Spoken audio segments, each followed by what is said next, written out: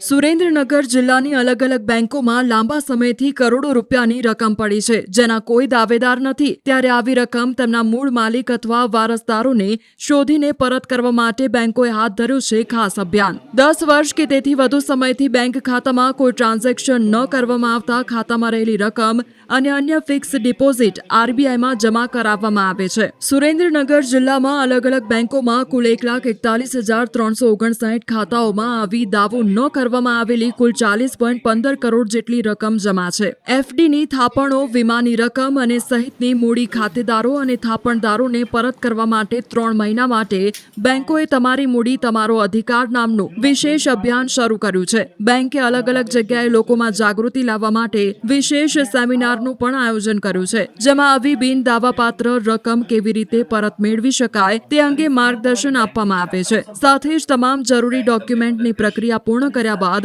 1 અઠવાડિયામાં આ રકમ બેંક પરત કરે છે.